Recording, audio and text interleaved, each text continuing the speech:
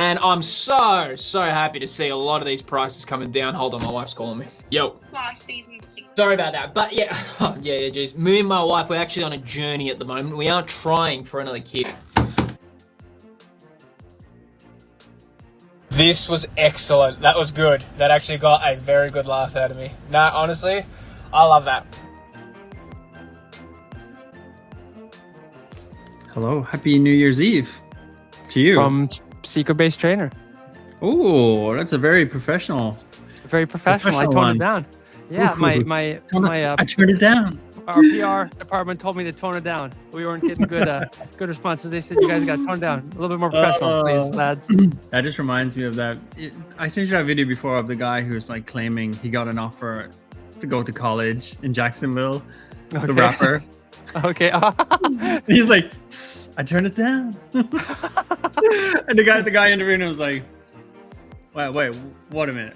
What do you mean you turned it down? He's like, yeah, they offered me something like $5 million, $10 million, $15 million, something like that to go to college for this decade. I don't think he's into Pokemon, sadly. No, I don't think he's into Pokemon. Completely off topic. Yeah. I think you wanted to open us up with some news. Yeah. Well, first of all, we are going to announce the giveaway winner for the Christmas Day video we did. So it was very good. So thank you for everyone who commented, and that announcement for that will be later in the video.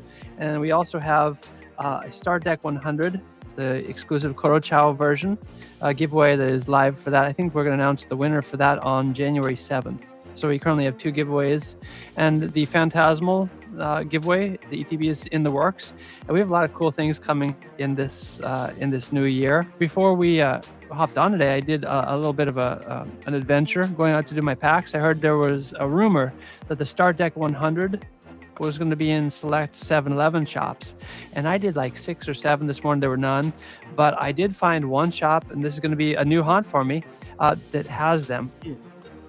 I got one. Ooh, okay. Nice. Yeah, I got one. So, homie, I got an issue though. These are when we covered this initially, it's been found out that these are massively searchable. So you throw it on a scale, you know instantly whether you have something good or not. And this one, it's not an RR, not an SAR, definitely not an MER. It's just a regular deck. So I'm thinking this might be my sealed collection one. If did you weigh it? Yeah, I weighed it. And this is the time when it's good as a collector to weigh, because you know exactly what's going to be. I opened 2 that were regular. I also got 4 packs of Mega Dream EX. We will open those. Yeah, nice. Right before you and I went to record, all the cards in Ascended Heroes, they've been announced. Ascended Heroes, it is ridiculous. I think you said you got some, and Phantasmal was hard for you initially, but conversely, you got some this time. Ascended Heroes is going to be ridiculous. This is the set you're lucky to have gotten hits on. Yeah, it's it's more stacked than I thought it would be, because I got the pre-orders in when I didn't know. I mean, at that time, like, nothing was revealed in the English. I just knew the Japanese text for some of those mega cards will be in there, which I really like. So yep, I was like, get the pre-orders in. I got some booster. There's no booster box for this, but I got some booster bundles. Oh, okay. So, booster bundles. I think I will open some of them and then store some. Yep. But yeah, the whole set is stacked. Big Yeah, time. it is. It's everything from Mega Dream EX and the Star Deck 100. I think there are a couple leftover promos. We got an AR there. This will also be in the Ascended Heroes. Yep. I got a couple. I think there are a couple holdover Scarlet and Violet Japanese promos that are finally going to be in the English in Ascended Heroes as well. I think there are 2. Yeah. So it's a ridiculous set, and it's going into the 30th anniversary. It's hard to say that this is going to be the best set of the year, but that's just a ridiculous way to start the year, and it's also the largest set ever in English. Yeah. What are you polluting my notes here with Cheetos? What's going on with this Cheetos? You have not heard about the Cheeto Charizard? I have heard about it. It's ridiculous. I've heard. Yes, for those who don't know, please tell us about it. I am the successful bidder. It's coming to me. Are you serious? Or No, stop. I don't know, what was it, $70,000, $80,000? Okay. Yeah, no, I watched an episode. So I think we'll get into it a bit later, but I watched an episode of this King of Collectibles. Yes. So that's the one with where Logan Paul is featured. Yep. With the illustrator. But yeah, it's not a very good show, and I wouldn't even pay for this this platform which it's on. But anyway, yeah, got to see an episode of it, and yeah, the Cheeto Charizard was like heavily featured within the start of this, and it was so ridiculous that it was pulled, and then this company, Golden, they secured it and they put it up for auction, and it went for like, I forget the exact price, but I think it was like $70,000 or 80. Okay. So yeah, that's just, I don't know if that shows you how like popular the collectible space is, or just how ridiculous it is. Yeah, it definitely. I would sure. tend to say it's definitely the latter. Yeah, I don't think that Charizard Cheeto is going to have a lot of long-term hold. No, that's just really on the ridiculous side. The latter part of that episode was about the illustrator going up for auction, and then how Logan Paul would receive royalties on everything else that they sell. Yeah, I think we're gonna of that. On the matter of slightly controversial subjects. PSA is kind of going through it. You know, we covered a little bit earlier in the year that they were they bought out Beckett. So the number 1 and the number 3 were going to be basically joining forces. Yeah, and at the same time that we're having a lot of issues, I can't tell you, like in the last week, how many videos I've seen of people saying, I've done grading PSAs. I've seen videos of people cracking open their PSAs, their 10s, instantly losing value. I mean, in terms of money. A PSA is ultimately still the market standard. Yeah, it's still the market standard. And one thing that's been happening with PSA Japan, Japanese X almost across the board hates PSA Japan because they're notorious for being much more strict in giving grades. And a lot of Japanese customers, before they had PSA Japan, they would just send it straight to the States. And knowing now that you get, let's say you get like a PSA 8 from Japan, people crack it open and send it to the States and get a 10. Yeah. And so there's this whole wave of people saying, just bypass PSA Japan, go straight to PSA USA. So PSA Japan actually puts out this press release saying, encouraging their customers, their domestic customers, to go through them. They're saying there are risks involved with sending to the States. Please refrain, please go with us. So that's a whole nother layer if you're in Japan about the grading thing. Ultimately, I'm really on the fence because we have a whole lot of things that we intended to send for grading. Yeah. But do you risk theft? Do you risk damaging for the sake of a higher likelihood of getting a 10 with the States? You go with Japan, like on my side, there's still kind of it's a balancing game, and I still haven't quite resolved which I'm going to go with. But PSA is, and I guess there's never a time when PSA isn't in the news for one reason or another. Yeah, it shouldn't be like that, right? I think the grading industry is broken, basically. Oh, there's no smoke without fire. Yeah, sure. That's what I'm thinking of. Like, that's like, PSA seem to be always at the crime scene. It's like, why are they always at the crime scene? And I feel like they're the gold standard, and that's like the problem. Is like, I still would prefer a PSA 10 over anything else, even with current issues. Exactly. But ultimately, I think it's broken, and something needs to be done. Yeah, I wish we lived in a world where the raw market was king, and you just had. I just last night finished sleeving my Mega Dream EX collection. I wish we lived in a world where it was just binders.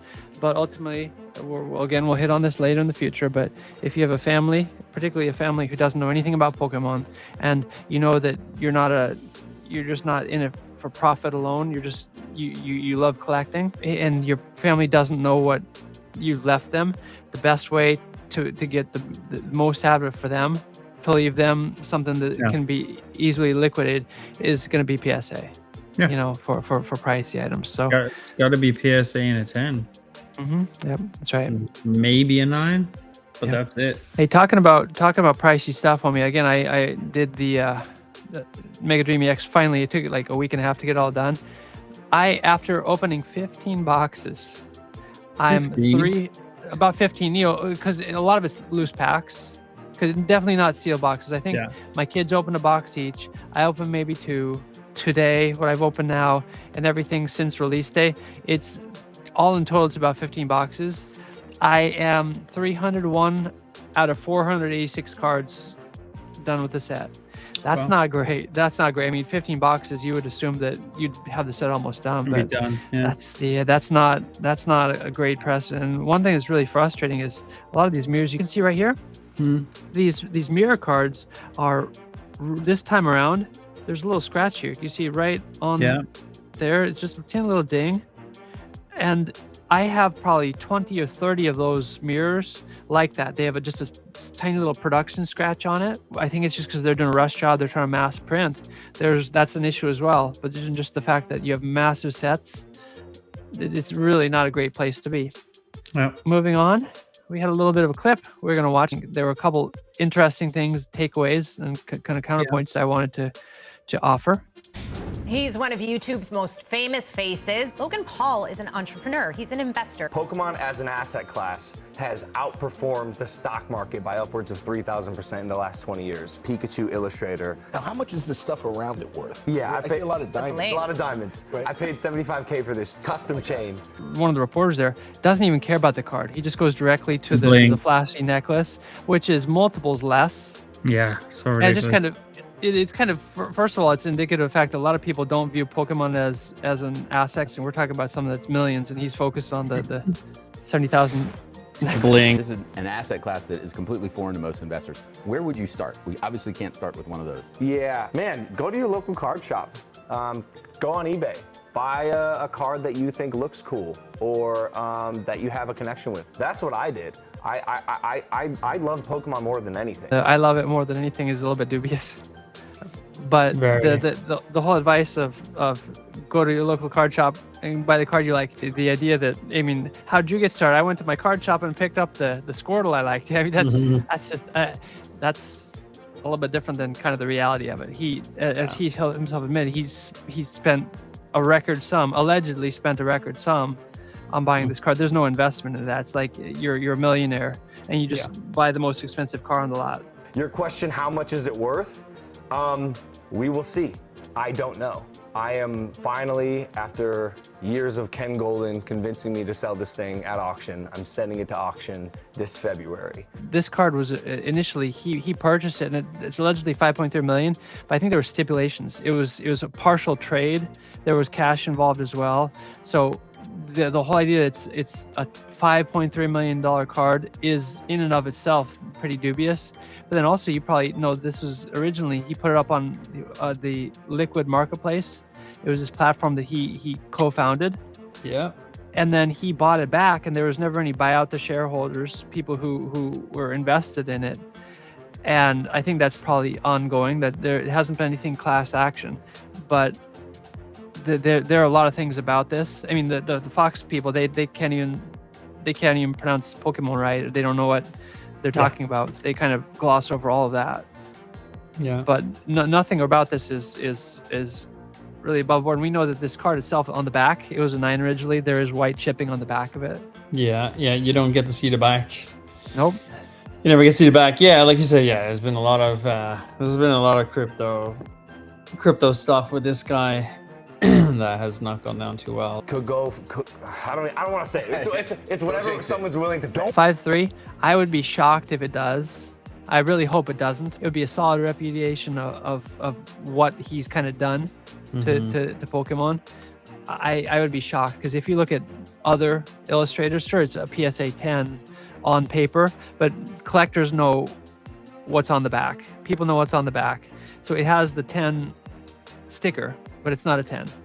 I mean, yeah, I just hope it's above board. I mean, it's an auction, so like they can just be like it's a private bidder. They're anonymous, so, you know. Yep. That's what I'm afraid of, because there's funny stuff with any high-end collectible. Like you said, it's certainly not worth that. Because even the second most expensive Illustrator, the second most expensive Pokemon card in general, is nowhere near that. We're talking multiples over what anything else on the market is going for. Yeah. But at the same time, I'm inclined to agree with you. I don't think it goes for that. Logan Paul, neither him nor Golden are going to let it go for less than that, because it would be pie on the face. They surely are. There's something's gonna happen that makes it look a lot better than it is. Yeah. It's the whole thing is a marketing generation event, and they probably have a buyer in mind. But they always say to their private buyers from watching the show is that, hey, we need to give everyone a fair chance, but come in and participate in the auction. So they already know who's going to buy it. This young generation for fun investing ideas, way to make money that's an alternative. Maybe it's not buying a home anymore. Maybe it's not the traditional stock market. What do you tell that group of young investors out there? I think if you have the money, don't be afraid to take a risk, especially if you're young. There are ways to spend and invest your money in ways that might mean more to you than a traditional conservative investment like the stock market. This is the one takeaway from the interview that I thought was really good. You know, when you have a traditional investment like the stock market, you're putting in for the future, not because you necessarily enjoy it. And of course, there are people just like politics who really enjoy it. But I mean, I can't say that I invest in traditional investments because it's fun. I just say do it because it's a part of, you know, building for the future and leaving behind something for the people, you know, who I love. But he makes a good point. You know, if and again, you don't put all your eggs in one basket, but what is wrong with investing in something that actually interests you? That's what I like that take on it. Notion that some of the stuff could be faddish. It's not. There's no inherent value to it. Like a Beanie Baby, Sure. It'll crash. Sure. It's entirely possible. You gotta be careful with what you're investing in. Or trade out of it quick. Or trade out of it. Yeah. I like to invest in the best of the best. Right. The top in the asset class. This is kind of going back to the thing about how do you get started in investing? You know, all Best in the top. Yeah, so ultimately, it's not about go to the card shop and buy the card you like.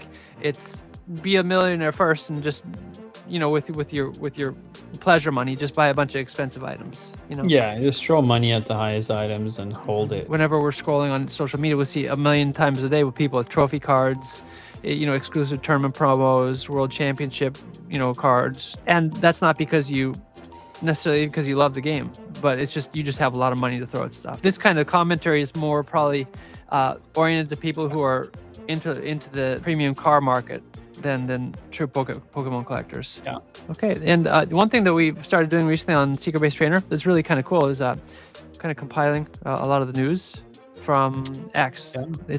It's much more so than the traditional Pokemon news sources. It's kind of live, hits your feed as it's happening, so it's kind of fun. First of all, there's of course everyone knows it's the 30th anniversary of Pokemon next year, and there's been a US McDonald's campaign announced. What that's going to entail, no one knows. There's speculation that there could be a card, so we're going to have like Burger Pikachu 2.0 in the States, which would be pretty ridiculous, but that's something that it's just speculation right now, but there is going to be some sort of collaboration going on. Aside from Pokemon though, you know, One Piece has been booming, kind of big news. A lot of people are going back to One Piece, and for the first time ever, Yu-Gi-Oh is introducing these full art cards. Like Pokemon's been doing it for forever, so there's speculation that's going to drive a lot of interest back in. So you have One Piece booming, Yu-Gi-Oh is going to have some new interest in it. I'm going to say, you know, everyone who's watching, you know, Pokemon is dead. You heard it here first. Secret Base Trainer, you guys need to get out. You're going to lose all your money. Get out. We'll be here to pick up the kind of the remains. We'll sift through the rubble. You guys just let us suffer here. You guys go enjoy all the stuff. The money's over there. So trust us, definitely. Have you heard of Sakura's Card Shop? Yes, I've seen it pop up. Yeah, they're very integral in social media, one thing that popped up, I think it was at least 2 people, no fewer than 2 people, had posted that they had received boxes, sealed boxes, I believe a Mega Dream EX. And sticky notes, you open up the sealed box, and sticky notes are on the outside of the pack with the card number. Yeah. And then you open up, and that's the chase card inside. So whether it's like, you know, the Pokemon card channel, the YouTube channel, and they'll open things, they'll open a box before release, and I would be very surprised if they don't know what's seated in the box. They're not going to release a card like on the official Pokemon card channel, and there's not something that they don't want you to know about. Yeah. So my guess was it's either something like that, or there's select collaborators, select channels, and maybe one of those boxes that was intended to go to them kind of slip through the cracks, and that's my speculation. But it definitely doesn't seem like it's anything on the card shop's side, but that's, of course, you can't say with certainty just yet. And the last big thing for me, you know, a lot about Pokemon, you know, no matter how much effort you put in, a lot of it's just chance, right place, right time. Select Pokemon centers reported last week, people had reported going in, and you could buy Sword and Shield boxes, like the end of Sword and Shield, like really pricey boxes. Paradigm Trigger was one that had some expensive cards. I think there's a Lugia SAR in there that's quite pricey now. Oh. So whoever knows for what reason, we're talking about, you skip, that's 2 generations ago now. You know, occasionally you get weird things like that. And every time I hop on X, I see loads of shops that have sealed boxes. Every time I go somewhere, it's a pack limit. There's no boxes to be had. But same. I guess that's kind of what makes it fun. Just like OG Pokemon Go, you go out and you explore and you find stuff sometimes. Yeah. All right, so that's it for the roundup. Before we sign off, though, we're going to draw the winner for the Christmas Day video. Again, we had quite a lot of people who commented and liked the video. I appreciate that. Thank you, everyone, for contributing. So without further ado, drum roll, please. The winner of the card set is ERDZ-856. And if there's a sleek way to pronounce that, please let me know. But again, the winner is capital ER, lowercase DZ-856. Congratulations. We'll comment on your comment on the original video and get in touch about getting those cards to you. Okay, yeah, so congratulations again. And that is our Christmas Day winner. We also have, don't forget, until January 7th, the Korochao Star Deck 100 exclusive deck. That giveaway is ongoing. So if you're interested in winning that, please hop on to that video and drop a comment, like the video, and then subscribe to Secret Base Trainer, and that will register you for that. All right. I think we'll leave it there. That was pretty packed. Got through a lot of stuff, and we got a winner. And yeah, I guess we'll see everyone on the next roundup. Maybe people can comment with a new name for the roundup. Oh yeah, seriously, let us know. I'd like to know. There were some ideas.